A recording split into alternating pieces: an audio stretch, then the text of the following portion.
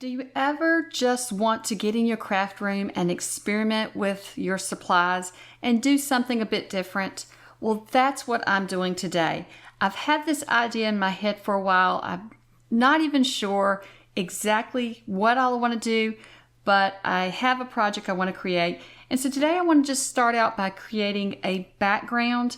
And I've been wanting to experiment more with mixed media and making backgrounds for my card versus using just paper, just using, the scrapbook paper and different cardstock. So today that's what I'm going to do. So what I've done first is I've cut down a piece of watercolor paper and I've cut it down to A2 size card fronts. So they're approximately 5.5 by 4.25. Some of the pieces of the watercolor paper ended up bigger because I just left it the size it was once I cut off a few of the card fronts, whatever was left over. So I have some of those as well. So I'm going to be using 2 pieces today. So what I have a piece of plastic here as well. This came off of a stamp set. I don't know which stamp set it belongs to, so I'm going to use it for mixed media today. It was something on my desk. So I started out with a little bit of light blue ink and I've just pressed it on there and added water. And you can see I've dabbed it on some. So now I'm just going to add a little bit of this pink. And what I'm doing is I went through my stash and I am finding ink pads that are water reactive or water based so that they will work for this technique. So I don't know if your permanent inks would work for this. I don't think they would because the water wouldn't dilute them any. So I'm just spraying, I've just got a bottle of water here that I'm spraying on them after I press them onto the plastic. And then for this second piece, I'm just using it as a wipe off piece and we'll see what we get in the end after we use it for cleaning off our plastic. And then I'm also going to be cleaning my plastic off with a paper towel because I don't want to mix my ink. So I will edit out the whole cleaning the plastic off each time because I just spray it down with water and wipe it off with a paper towel each time. I'm just using the same paper towel, but I clean it off really good so I don't mix my inks in the ink pads. So now I'm just coming in with some more ink, and this is just some yellow ink that I have. So I have some colors in mind, and that's what I went through my inks as well. Some of these ink pads are probably 10 years or older, so I'm not worrying about showing you what colors because they don't exist anymore. And some of these are old Stampin' Up! Ink pads that I've had for maybe even over 10 years. Some of them are distressed Oxide and distressed ink from Ranger, and I'm trying to remember what else I've pulled out. We'll see as we're creating this background what I do use. So far most of these are just the old Stampin' Up! Ink pads. Now I think the blue was a distressed ink that I started out with. And so I'm just going to use some pinks and yellows right now, just trying to get a pretty background. I kind of want it to be kind of bright, but not too bright.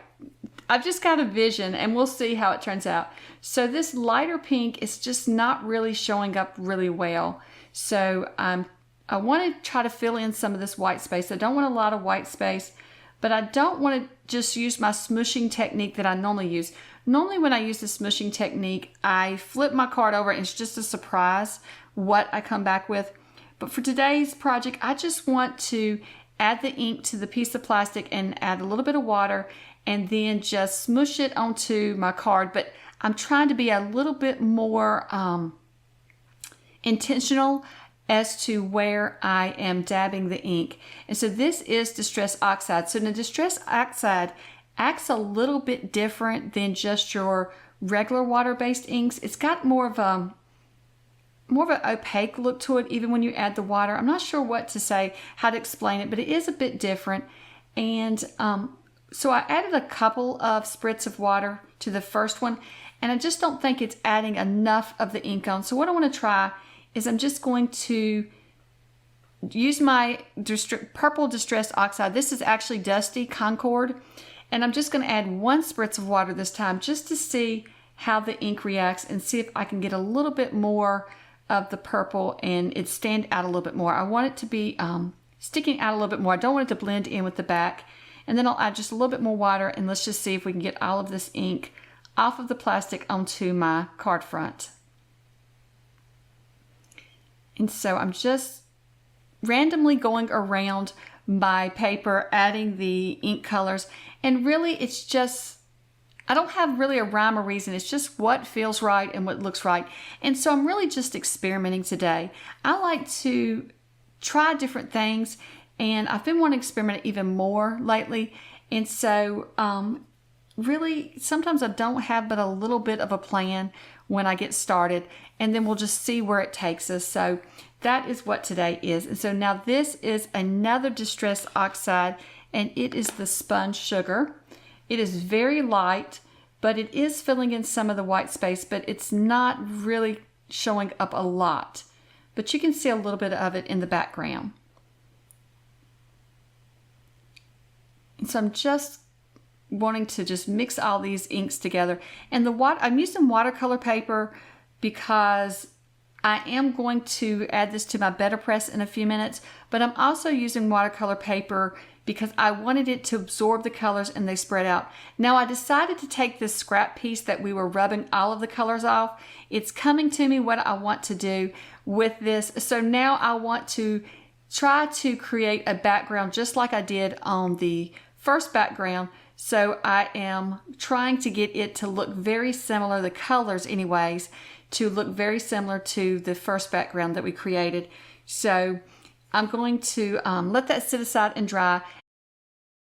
So this one has dried while I was working on the other card base. So what I'm going to do now is I want to fill in more of those colors. So I'm going to take all of the inks that I've been using, and I'm going to just blend those onto the background now, just filling in some of that white space. And I'm going to go randomly around. So where there's pinks, I'm going to add in some pink, and then where there are purples, I'll add in a bit of purple. And you can see it really fills in the space, and I think it's just making this card actually change as we go. And so the purple is a bit dark, so I'm going to be careful with it. It's a little darker than, I don't want to get too dark, in other words. I don't want to overpower this with just purple. I don't want to lose my pinks and my yellows. So I'm just going to go around where there is some purple splotches and add a little bit more of this ink just to fill in some of the space. But you can still see the watercolor effect that it did with the smushing, but it also fills it in. And then I'm going to bring in the yellow as well.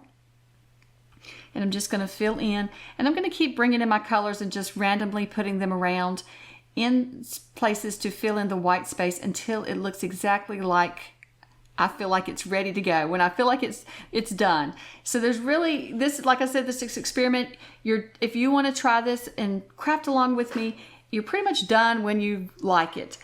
Okay, so this is the Betterpress plate. It's called Memo Splatter. I've never used it. I received it from Spellbinders.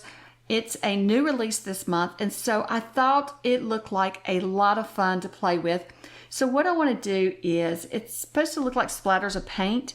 So I'm going to bring in the same colors that I used, but I'm just going to put them randomly around the plate. So I do start with my lighter color first because I don't want to get these dark colors mixed in on my lighter color ink pad.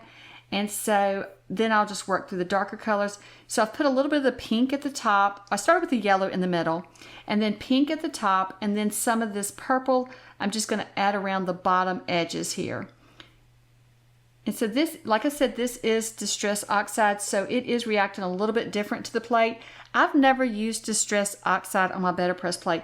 I have not used my Betterpress plate as much as I should have, so I'm trying to be more intentional with it as well and trying to do more projects with it.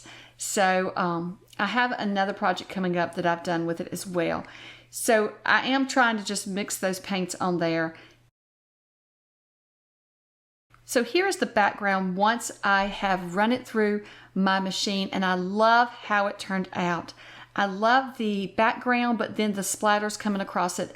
This plate is going to be a lot of fun to try some different techniques with. Okay, so now for this second background piece, I'm not going to run it through my machine because what I decided was I'm going to use it to cut out the little bitty squares for this reel. So this is another die set from Spellbinders that I received, and this is a new release this month as well.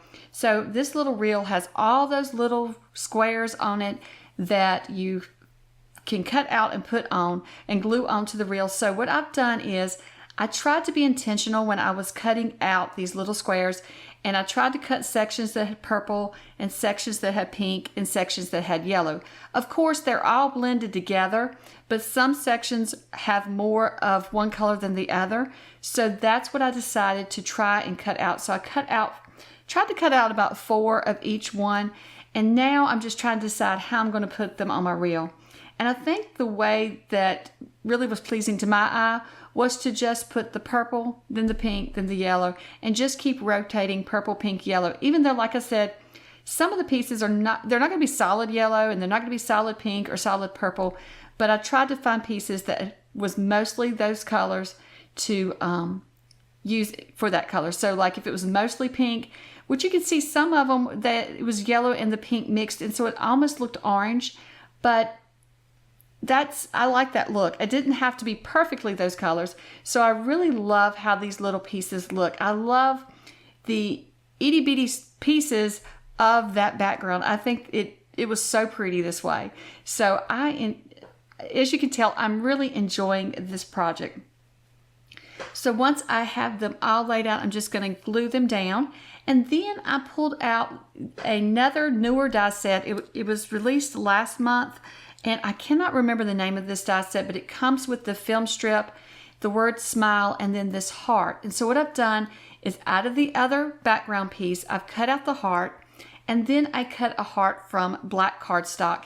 And I'm using the black cardstock as a little shadow for the heart. So I just kind of moved the heart over towards the right-hand side and had the shadow coming over the left-hand side.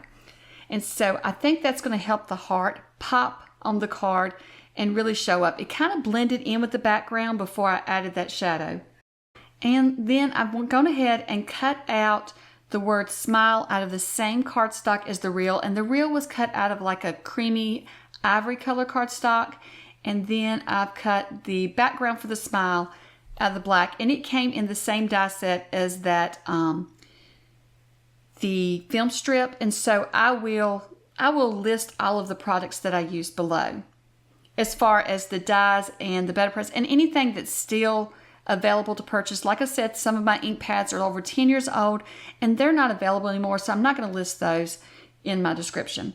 So then what I'm going to do is just add the reel and heart and smile to my card. You can see here I went ahead and chopped off the edge of that reel to line up with the side of my card, and then I'm just going to attach the smile to the bottom.